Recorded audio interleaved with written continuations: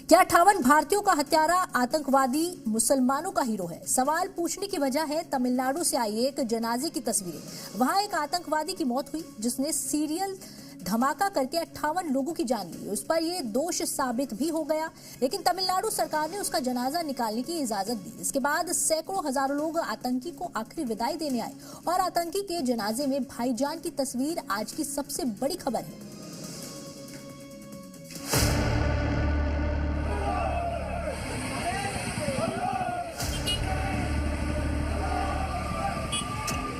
छोटा लादेन का जनाजा, भाईजान का जबरदस्त जमावट। आतंकवादी को आखिरी विदाई देने के लिए हजारों मुसलमानों की भीड़ आई।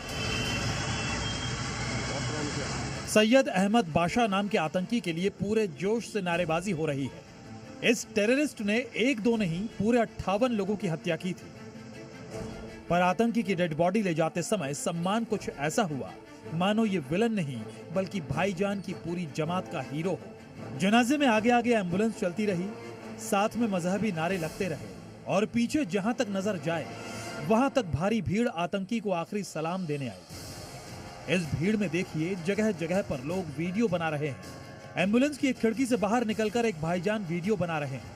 पीछे सैकड़ों हजारों की भीड़ टू व्हीलर और पैदल ही साथ आ रही है। वीडियो इसलिए बनाया जा रहा है ताकि सोशल मीडिया के जरिए इसे लाखों लोगों तक पहुंचाया जा सके। तमिलनाडु सरकार चाहती तो आतंकी के जनाजे में भीड़ को रोक सकती थी, पर यहां उल्टा हुआ। जनाजे के दौरान लॉ एंड ऑर्डर का कोई मसला ना हो जाए, इसलिए तमिलनाडु पुलिस के 1500 जवानों के साथ रैपिड एक्शन फोर्स को भी तैनात किया गया। इतनी भारी सुरक्षा में विदाई जुलूस निकालकर मानो किसी सम्मानित व्यक्ति की तरह विदाई दी गई।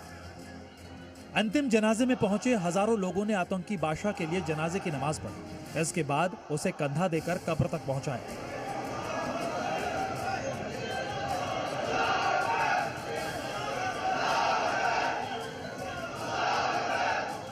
जिस बादशाह ने कोयम्बटूर को आतंकी हमलों का दर्द दिया, उसी कोयम्बटूर में पूरे शान के साथ उसका जनाजा सड़कों पर चला। साल 1998 में कोयम्बटूर में सीरियल धमाके हुए थे और टेररिस्ट S.A. बाशा इस धमाके का मास्टरमाइंड था। धमाकों में 58 लोगों की जान चली गई थी, 231 लोग घायल हुए थे। ब्लास्ट के पीछे अल उम्मा नाम के कट्टरपंथी संगठन का नाम आया था, जिसे बाद में बैन किया गया। S.A. बाशा इसी संगठन का चीफ था और कोर्ट से उसे उम्र कैद की सजा मिली थी। बाशा पर सीरियल धमाकों के लिए बारूद और दूसरे सामान लाने के आरोप सिद्ध हुए थे। 35 साल तक जेल में रहने के बाद 16 दिसंबर को बाशा की मौत हुई और 17 दिसंबर को उसे दफना दिया गया। मद्रास हाईकोर्ट से पैरोल मिलने के बाद आतंकी बाशा जेल से बाहर आया था और हैरानी की बात है कि बाशा को अलविदा कहने के लिए कई पॉलिटिकल पार्टियों के लोग भी आए थे। दक्षिण भारत में इस्लामिक कट्टरपंथ बढ़ने और बाशा के जनाजे का बीजेपी विरोध कर रही है। आतंकवादी के लिए, एक टेररिस्ट के लिए एक बड़ा बम ब्लास्ट किया, उनका सपोर्ट करके ये इंडिया अलायंस वाला और डीएमके गवर्नमेंट सपोर्ट कर रहे। ये हमारा भारतीय जनता पार्टी हम स्ट्रांगली एक कंडमन कर रहे हैं। आतंकी के जनाजे में इतने लोग कैसे पहुंच गए? क्या ये बाशा से मजहबी कनेक्शन के नाते आए या फिर कोई और वजह है? बाशा पर सिर्फ एक आतंकी घटना में शामिल होने के आरोप नहीं है।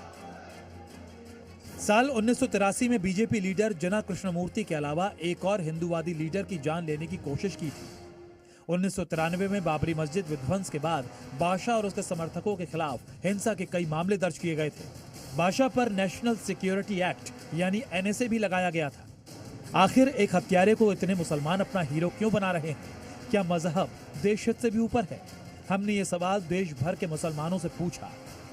कोई इतना बड़ा मुद्दा नहीं है ये, अब इसको बढ़ा चढ़ा के मुद्दा करें तो वो अलग चीज़ है। दोषी था कि नहीं था ये तो जांच का विषय था। जांच में क्या निकला ये तो वही लोग जान सकते हैं, लेकिन रही बात मिट्टी में शामिल होने की, मिट्टी में शामिल होना कोई बहुत बड़ा इशू नहीं है। बड़े बड़े जो नक्सलाइट में थे आज पार्टी में मेंबर बन करके मौजूद हैं, जिनके ऊपर सरकार ने पहले गवर्नमेंट ने इनाम रखे थे, वो आज सरकार में बैठे हुए लोग हैं। किसी के जनाजे में शामिल होना हमारे साथ गलत नहीं। बाशा की अंतिम विदाई की तस्वीरें किसी खतरे की घंटी जैसी है। ये देखकर आप भी सोचेंगे कि कोयम्बटूर की सड़कों पर निकली भीड़ में बाशा की आतंकी सोच के कितने समर्थक मौजूद हैं।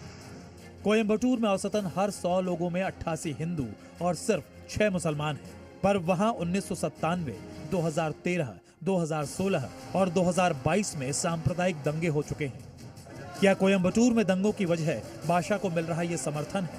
क्या इतने भाईजान बाशा को अलविदा कहने इसलिए पहुंचे क्योंकि कोयम्बटूर में कट्टरपंथ बढ़ रहा है?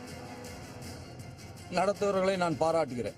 இவர்கள் ஒருவராவது குரல் கொடுக்கிறார்களே, சாதாரண மக்களை கொன்று குவித்த ஒரு கொடுங்கோலனுக்கு எதிராக இவர்கள் ஒருவராவது குரல் கொடுக்கிறார்களே என்று நான் அவர்களை பார்த்து பெருமிதம் अड़கிறேன். वजह जो भी हो, छोटा लादेन जैसे आतंकवादी के जनाजे में भाईजान का जमावड़ा टेंशन बढ़ाने वाली खबर है। ब्यूरो रिपोर्ट, जी मीडिया।